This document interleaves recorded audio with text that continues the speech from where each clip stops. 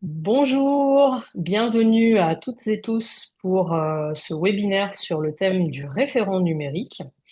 Vos micros sont coupés afin de ne pas nuire à la qualité d'écoute du webinaire, mais un temps d'échange est prévu à la fin du webinaire pour que vous puissiez poser vos questions si vous en avez. Et bien entendu, vous pouvez aussi les poser dans le chat. On y répondra le moment venu. Donc, pour commencer, on va juste se présenter rapidement. Je suis Marie-Aline Bayon, directrice de l'association Solor Musique à Saint-Étienne. Je suis en compagnie de Michel Gallego, qui est le coordinateur pédagogique, et Alexandre Beaufreton, chargé de communication. Donc, notre structure est basée à Saint-Étienne et comporte une activité historique tournée autour de la pratique amateur avec l'école de musique dans laquelle on a initié un projet numérique depuis 2017. Ce projet a évolué vers l'accompagnement des professionnels, c'est-à-dire principalement les enseignants artistiques, mais aussi les chefs d'établissement, depuis 2021 avec l'ouverture de Solar Music Lab, qui est notre organisme de formation professionnelle certifié Calliope, qu'on accompagne au niveau national, pour le coup, les professionnels de l'enseignement artistique sur l'intégration des outils numériques au sein de leur pédagogie, puis au sein de leur établissement, jusqu'à la création, il y a quelques mois, d'une formation certifiante enregistrée au répertoire spécifique qui s'appelle Enseigner la musique avec le numérique. Et dans ce cadre, on fait également beaucoup de ressources pour aider les professionnels à avoir une vision plus éclairée du numérique pédagogique pour la musique, puisque c'est une thématique qui n'est pas forcément facile à traiter et qui est relativement récente dans notre secteur. Donc ce webinaire aujourd'hui s'inscrit dans ce cadre. Il est enregistré afin de permettre à ceux qui voudraient le revoir ou à ceux qui n'ont pas pu participer, eh bien de le voir à leur tour. Donc, quels sont les objectifs de ce webinaire? Eh bien, c'est de traiter de ce thème du référent numérique. Donc, de vous présenter, bien entendu, son rôle, en quoi ça consiste, un référent numérique dans un conservatoire ou une école de musique, comprendre sa mission, les compétences qu'il doit posséder pour pouvoir la mener à bien, et puis l'impact que ça a lorsque l'on a un référent numérique au sein de son établissement. Et en troisième lieu, vous donner un peu des pistes de réflexion sur comment mettre en place ce référent numérique au sein de votre établissement, si vous avez ce besoin. On parle de référent numérique par analogie avec l'éducation nationale qui a déjà mis en place ce rôle depuis maintenant une dizaine d'années, puisque ça a été créé par un décret en avril 2015. Alors ça porte pas forcément le nom de référent numérique, ça dépend si vous êtes dans le secondaire, dans le collège, lycée, etc. Ça dépend en fait du périmètre d'activité. Ils n'ont pas tout à fait la même dénomination, mais concrètement c'est une mission qui est similaire. Donc, quel est le rôle de ce référent numérique?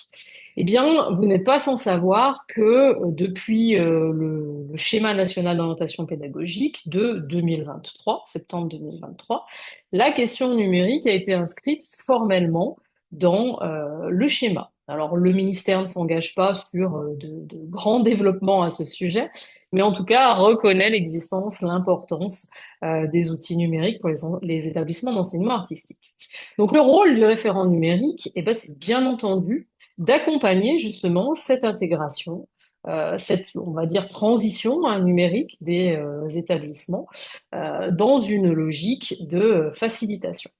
Donc ça va être un acteur un peu pivot qui va aider à faire émerger ces pratiques numériques dans l'établissement et qui va être un interlocuteur à part à ce sujet. Puisque pour la plupart des établissements, eh bien c'est une thématique qui est relativement nouvelle, récente, qu'on ne sait pas forcément comment aborder. Il y a des enseignants qui font des choses avec le numérique, d'autres pas du tout. La plupart des établissements sont, on va dire, au début de leur transition numérique.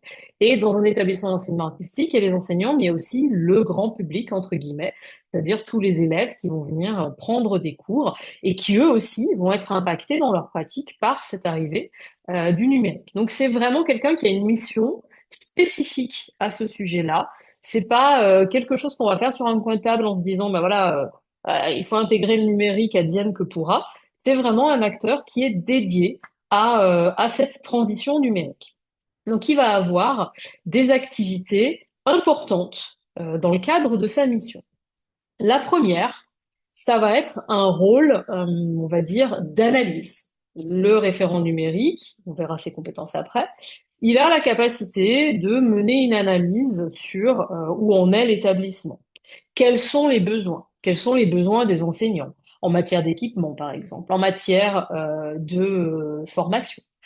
Et il va être l'acteur qui va faciliter la concertation entre justement l'équipe pédagogique, la direction, par rapport au projet d'établissement. Est-ce qu'il y a déjà des axes numériques à développer qui sont inscrits dedans?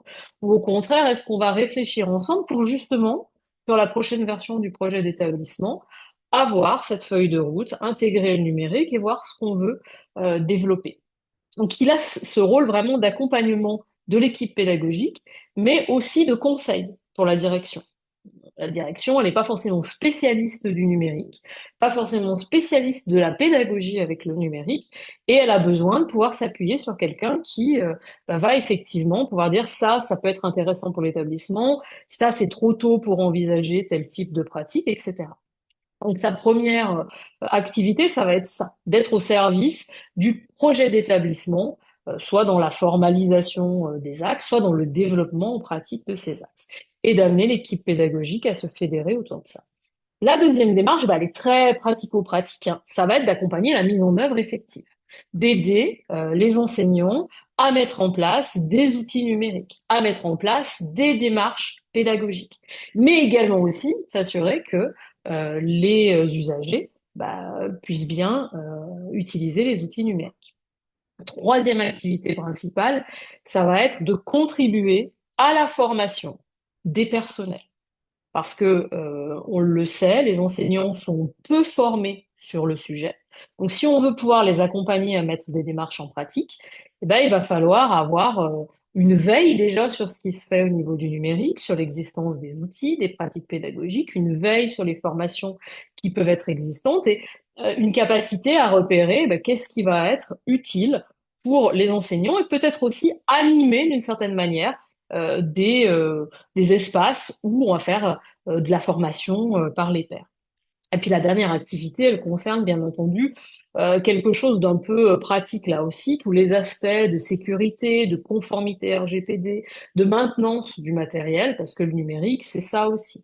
Il y a un cadre, il y a différents types de matériel et il faut pouvoir faire en sorte que tout se passe pour le mieux à ce niveau-là.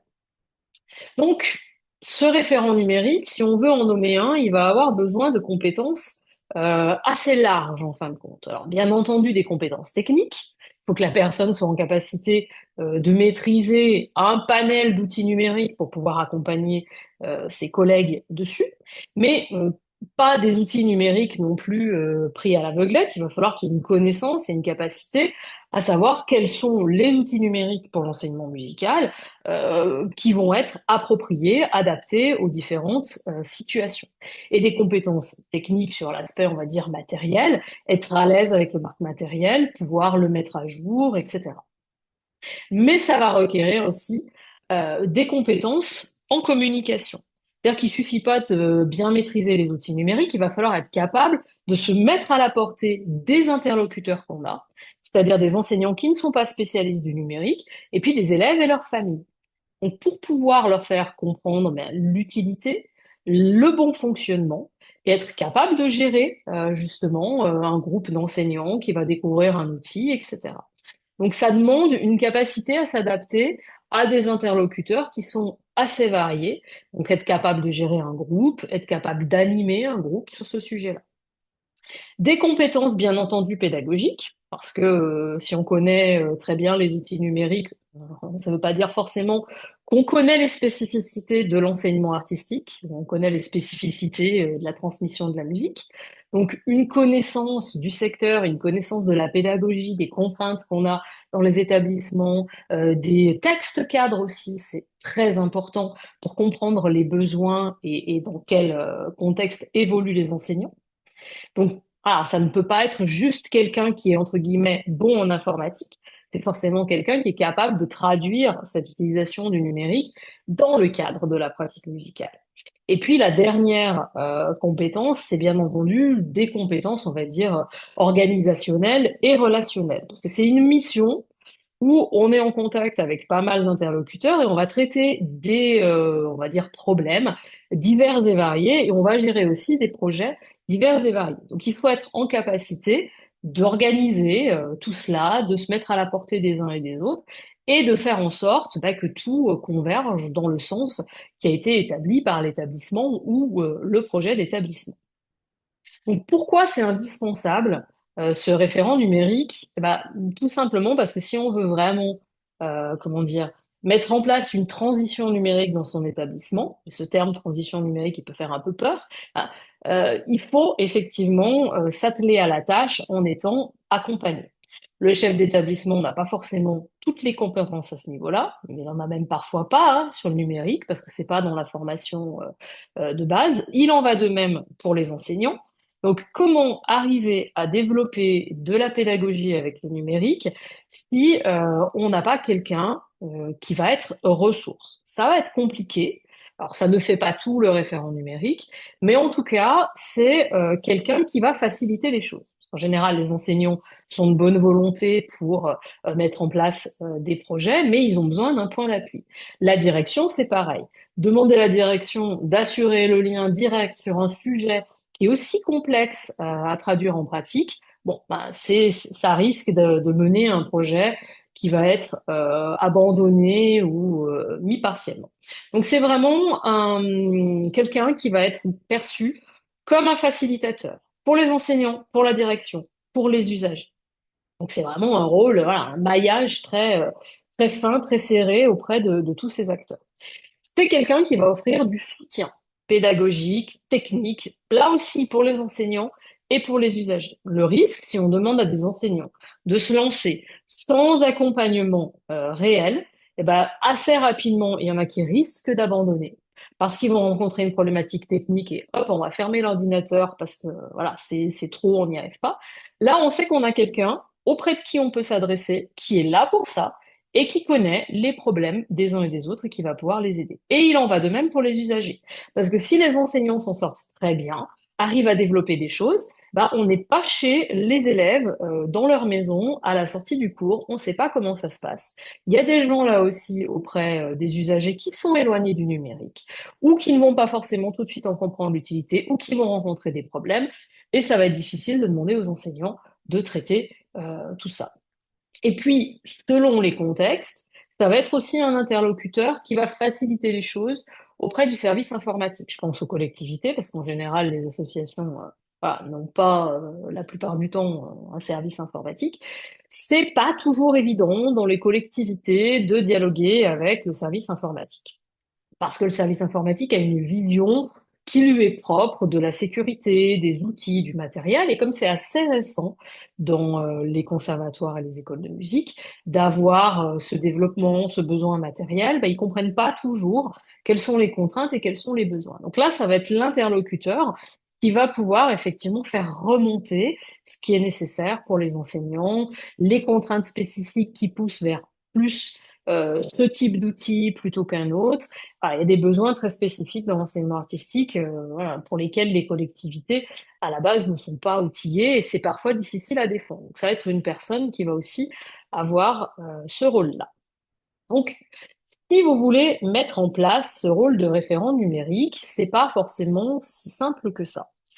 Souvent, on se dit, bon, dans l'équipe, on a une personne, entre guillemets, un peu geek, qui connaît bien les ordinateurs, ça va être lui qui va le prendre en charge.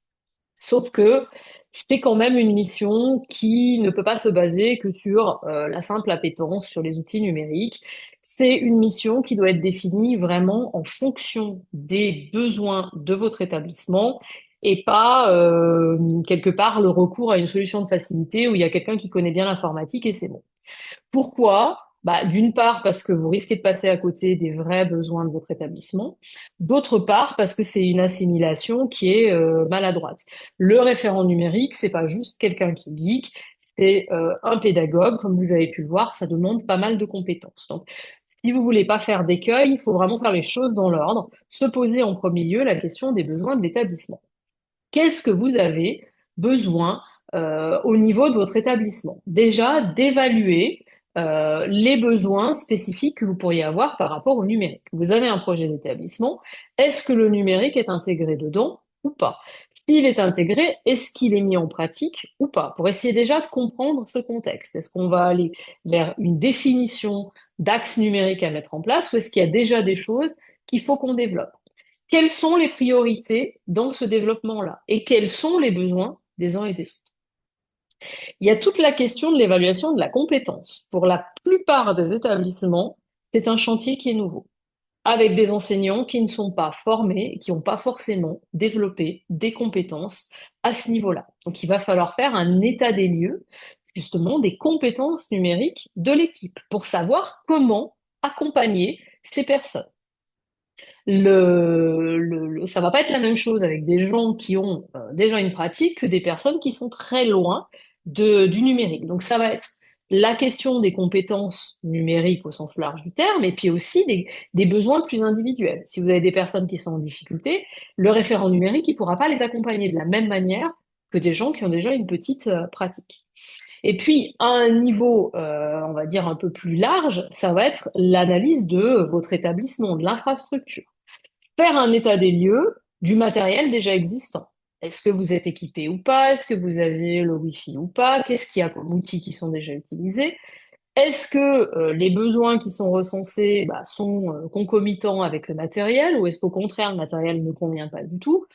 Et identifier les éventuels aussi budgets dont vous pouvez avoir besoin. Donc ça part bien de votre établissement, de son contexte et dans les grandes lignes de ce que vous aimeriez voir développer par rapport à l'existant. C'est un peu la même démarche que lorsqu'on fait un projet d'établissement, sauf que là, ça traite d'un sujet spécifique où en général on part de la base. Un projet d'établissement, on analyse la mise en œuvre du précédent, on repart pas, entre guillemets, de zéro. On va garder des choses, on va faire évoluer des choses, on va amener des choses nouvelles. Sur le sujet du numérique, en général, on part d'une feuille relativement vierge. La deuxième étape, une fois que vous avez réalisé la première, c'est de se dire, pour développer cette mission par rapport à l'état des lieux qu'on a fait, les besoins qu'on a définis, quel est le profil du référent numérique. Parce que ça va forcément orienter les choses. Vous n'allez pas rechercher exactement les mêmes compétences en fonction du contexte et des enjeux que vous avez définis. Donc ça va être déjà d'établir une fiche de poste avec les compétences que vous recherchez, hein. D'un établissement à un autre, ça va pas forcément être les mêmes choses, même s'il y a une base, et les aspects précis de sa mission. Qu'est-ce que vous voulez qu'il fasse en pratique et qu'est-ce que ça représente en termes de temps de travail. Parce que là aussi, entre une structure qui a peut-être une équipe d'une dizaine d'enseignants et je sais pas 200 élèves et un conservatoire classé qui va avoir 1000 élèves, 80 enseignants, les besoins ne seront pas les mêmes. Dans un cas, ça va être comment dire une mission sur un temps relativement partiel. Dans l'autre, ça peut être une mission qui va occuper quelqu'un quasiment à temps plein. Et la deuxième étape, bien entendu, c'est d'organiser le recrutement. Donc, vous devez avoir en tête le profil que vous recherchez vraiment et d'évaluer, de définir les critères sur lesquels vous allez choisir votre référent numérique. Est-ce que vous voulez que ce soit quelqu'un qui est catégorie A, catégorie B? Est-ce que vous voulez que ce soit quelqu'un qui est très à l'aise sur tel type de pratique? Comment vous allez établir aussi qu'il remplit bien les compétences? Parce qu'en fonction de ce que vous définissez, si vous n'avez pas vous-même l'expertise sur le sujet du numérique, c'est pas forcément évident. Donc, il faut définir effectivement des critères d'appréciation avant de recevoir les différents profils. Est-ce que vous recrutez en interne? Est-ce que vous recrutez en externe? C'est tout des enjeux un petit peu stratégiques à ce niveau-là. Une fois que vous l'avez nommé, ce référent numérique, et que vous le mettez au travail, la troisième étape, qui est une étape au long cours, ça va être de lui garantir des conditions où lui-même va pouvoir évoluer. Pourquoi? Parce que des outils nouveaux, il en sort régulièrement. Des pratiques nouvelles, bon, on peut en concevoir de nouvelles également. La technologie évolue assez vite. Il va avoir un besoin d'actualisation qui sera régulière. C'est-à-dire que se dire qu'on prend quelqu'un qui est formé ou qui est compétent à un moment T, 6 mois, 1 an, 2 ans après, tout ça va avoir évolué. Le numérique va relativement vite. Il y a vraiment un besoin de veille et de formation sur des nouveaux outils ou des nouvelles pratiques. Je pense par exemple, on parle beaucoup de l'intelligence artificielle. C'est pas vraiment encore rentré dans nos établissements, mais un jour, on y viendra. Voilà. Il faut que cette personne puisse, on va dire, se maintenir à un certain niveau.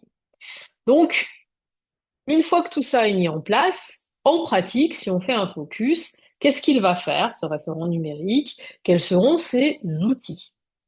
Premier volet généralement de sa mission, c'est l'accompagnement pédagogique. C'est un peu le cœur de la mission, hein. Il va agir autour de trois, on va dire, grands axes. La formation des enseignants, donc évaluer leurs besoins, réévaluer leurs besoins dans le temps, les aider à prendre concrètement en main des outils, parce que tout n'est pas une évidence, et contribuer auprès de la direction à nourrir le plan de développement des compétences par rapport justement à ces besoins qui sont identifiés. Mais pour accompagner les enseignants, il va certainement avoir besoin de créer de la ressource parce qu'il pourra pas être derrière chaque enseignant tout le temps. Donc ça va être peut-être des petits guides de prise en main, des tutoriels, des ressources pédagogiques aussi qui peut être amené à créer pour donner une impulsion et aider aussi les enseignants à mutualiser ces ressources. Parce qu'il y a un enjeu, hein, dans l'enseignement artistique, on fait et refait sans cesse des ressources. Alors que si on travaille avec des outils numériques, on peut se partager la tâche, mutualiser les ressources au sein d'un établissement, ça peut être intéressant.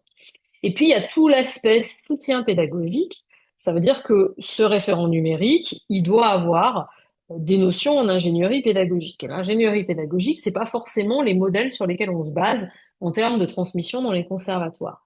Cependant, quand on veut développer une nouvelle pratique, les modèles d'ingénierie pédagogique, ils sont assez importants parce que ça permet de structurer la démarche. Donc, ce soutien pédagogique, il va se traduire par l'élaboration de scénarios pédagogiques, par la réflexion sur des outils et de l'expérimentation aussi, parce que si les enseignants n'expérimentent pas, c'est difficile de leur faire mettre la main à la pâte, comme on dit. Donc l'accompagnement pédagogique, puis ce qui va de pair avec, de manière très pratique, ça va être la gestion de ces outils. Alors quand on parle d'outils, on parle du matériel, hein, mais on parle aussi de tout ce qui va être logiciel, application. Comment on choisit les outils? Ça va être à lui, en fonction des besoins, de faire des propositions, d'identifier quels outils existent, quels seraient les outils les plus adaptés pour l'établissement en fonction des contraintes définies, de gérer les ressources. Alors quand on parle de ressources, ben, ça va être des ressources pédagogiques. Si on crée une sorte de médiathèque numérique, par exemple, où on va mettre des fiches de cours, des enregistrements audio, etc. Et ça va être aussi de gérer les accès. Comment les uns et les autres ont accès aux outils numériques, comment les utilisateurs, les élèves, les familles, etc., arrivent à accéder à tout ça. Et puis, il y a un aspect maintenance qui est pas des moindres, parce que quand on utilise des outils numériques, notamment je pense au matériel, tout ce qui va être ordinateur, tablette, application, vous allez avoir, en fonction du matériel, toutes les semaines, des mises à jour à faire. Ça peut être assez chronophage, tout ça. Donc il y a cette notion aussi de suivi, de maintenance si besoin, de s'assurer de la mise à jour, de la pérennité, du bon état du matériel, et éventuellement de voir ça aussi avec le service informatique, s'il y a un service informatique dans la boucle. Le troisième aspect de sa mission, ça va donc être la communication. Comment je m'adresse aux uns et aux autres, forcément, ça va pas être la même chose, et comment je collabore aussi. Donc, au niveau des enseignants, ce qui est important, c'est que le référent numérique soit bien identifié et que sa mission soit bien explicitée, afin qu'il y ait une reconnaissance de cette fonction qui arrive dans l'établissement et que bah, les enseignants sachent vers qui se tourner à ce sujet-là, mais aussi pour que le référent numérique il puisse endosser pleinement sa fonction. Si vous recrutez en interne, des fois, ça peut être difficile de prendre cette posture d'accompagnant auprès de l'équipe quand on n'a pas, entre guillemets, une fonction hiérarchique à la base. Donc, auprès des enseignants, bah, ça va être mettre en place différents espaces de communication et de collaboration. Alors, ça peut être d'animer des webinaires, ça peut être d'animer des petites réunions, des ateliers de prise en main des outils, ça peut être de mettre en place une newsletter aussi. Ça peut faire peur le terme newsletter, mais c'est pas forcément quelque chose qu'on va envoyer toutes les semaines. Ça peut être une fois par mois une communication sur voilà le nouvel outil, voilà un tutoriel de prise en main. Il y a plein de possibilités en fonction de ce que le référent numérique est amené à partager. En tout cas, il y a cette notion d'information vraiment importante auprès des enseignants et ça va être la même chose auprès des usagers. C'est-à-dire qu'avant que l'information passe bien sur les outils numériques, il va falloir beaucoup rabâcher, entre guillemets, hein. On fait beaucoup ça aussi déjà quand on enseigne, on répète énormément. Mais pour arriver à toucher vraiment l'ensemble des usagers de l'établissement, bah, il va falloir mettre en place une communication spécifique. Déjà pour rassurer les uns et les autres, parce que il y a des familles parfois qui sont inquiètes de l'usage de ces outils, d'expliciter pourquoi on les utilise, comment ça s'inscrit dans le projet d'établissement, et puis en fonction des difficultés qui peuvent émerger, ça va être aussi de l'aide, comme pour les enseignants, de l'aide à la mise en œuvre, en fonction du matériel que les uns et les autres ont, des difficultés, des questions qu'ils ont, bah, ça va être un interlocuteur qui devra être aussi identifié auprès des familles. Et puis la dernière notion autour de la communication et de la collaboration, elle sort un peu de l'établissement. Ça va être la question du réseau. C'est très important quand on s'intéresse à ce sujet du numérique et qu'on évolue dedans, de participer à des réseaux qui sont dédiés pour justement maintenir son niveau d'information et d'être en capacité de faire évoluer les pratiques des uns et des autres. Donc, il y a des réseaux professionnels, il y a beaucoup de choses qui existent autour du numérique. Je pense à Canopé, qui est lancé par rapport à l'éducation nationale, mais qui est relativement ouvert, dans une logique d'échange, quoi, d'avoir des retours d'expérience, de bonnes pratiques, d'échanger avec d'autres référents numériques. Enfin, je ne connais pas de réseau existant, mais un jour, il y aura certainement quelque chose qui se montera une fois que cette fonction sera un petit peu plus développée. Et puis, le dernier aspect, on va dire, c'est vraiment la veille technologique. Donc, d'avoir du temps pour effectuer cette veille. Qu'est-ce qui existe en termes de nouvelles applications? Qu'est-ce qui existe en termes de matériel? Pouvoir, si c'est possible, aller dans des salons. Il y a quelques salons en France qui existent sur l'éducation et le numérique. S'intéresser à des espaces d'échange en ligne pour pouvoir nourrir cette veille. La technologie va vite. Il y a des nouvelles approches qui évoluent. Je parlais de l'intelligence artificielle, mais il y a d'autres choses aussi en termes plus matériels pour la musique, connaître un petit peu les tendances. Et puis aussi comment les autres les intègrent. Voilà, c'est intéressant de voir ça. Et dans la veille, il y a le pan, bien sûr, législatif. Alors, la législation évolue pas forcément beaucoup. Il faut déjà avoir un bon niveau de connaissance de ce qu'on appelle le RGPD, Règlement général de la protection des données, parce que les choix qui vont être faits sur le matériel, les applications, ils vont être faits aussi en corrélation avec ce RGPD, pour pas créer des situations qui contreviendraient. Mais il peut y avoir des évolutions aussi législatives par rapport à, autrement que les données, par rapport à tout un ensemble d'autres éléments. Je pense toujours à l'intelligence artificielle qui va certainement se structurer, notamment dans le domaine de la création, parce que ça amène pas mal de controverses sur la notion de propriété intellectuelle, etc. Donc cet aspect de la veille, il n'est pas négligeable, c'est pas forcément quelque chose qu'on voit, c'est pas forcément une activité voilà, au contact des uns et des autres dans l'établissement, mais c'est quelque chose d'assez important dans une thématique comme celle-ci. Donc vous l'aurez compris, ce référent numérique, il a une mission assez importante, assez large, c'est vraiment l'acteur qui est là pour faciliter tout ce développement. Alors, il ne suffira pas d'avoir un référent numérique pour que tout se fasse, il faut que ce soit une démarche qui soit menée au niveau de l'établissement. Il faut qu'il y ait une volonté de l'établissement, une volonté, j'ai envie de dire, entre guillemets, politique, hein, qu'elle émane aussi des élus pour avoir un certain soutien, ou du conseil d'administration pour les associations. Parce que quand on démarre un chantier comme celui-ci, ben, ça prend du temps à se mettre en place et l'écueil serait de penser que voilà, on va nommer un référent numérique et on s'en entre guillemets lave les mains. Non, c'est bien entendu le concours de tous qui va faire que l'établissement arrivera à mettre en place différentes démarches et lui, c'est l'interlocuteur dédié, lui ou elle d'ailleurs, ce référent ou cette référente numérique. Donc j'ai deux bonnes nouvelles pour vous. J'espère déjà que ce webinaire vous aura intéressé. On verra les questions que vous avez à la suite de ça. Mais à la suite de ce webinaire, on sort un guide. Vous savez, on a plusieurs guides sur notre page ressources du site internet où tout ce qu'on a abordé dedans, vous allez le retrouver en détail. Mais en plus, il y a des études de cas. Il y a une fiche de poste type que vous pourrez adapter si vous avez envie de, voilà, de rentrer dans cette démarche de nommer un référent numérique. Et puis aussi des pistes, des outils méthodologiques pour analyser vos besoins, parce qu'on sait que c'est pas toujours évident d'avoir le recul pour faire ça. La deuxième bonne nouvelle, c'est que notre formation certifiante, elle peut vous aider aussi dans cette démarche. Alors, c'est l'objectif de sa création n'était pas de former des référents numériques, mais par contre, sur les débouchés effectivement de la certification, c'est entre autres la capacité à endosser un rôle de référent numérique au sein d'un établissement, puisque c'est une formation en ligne complète. Elle dure 99 heures et on balaye tous les champs du numérique dans l'enseignement de la musique. Donc il reste quelques places. La prochaine session débute en novembre prochain, c'est novembre 2025, avril 2026.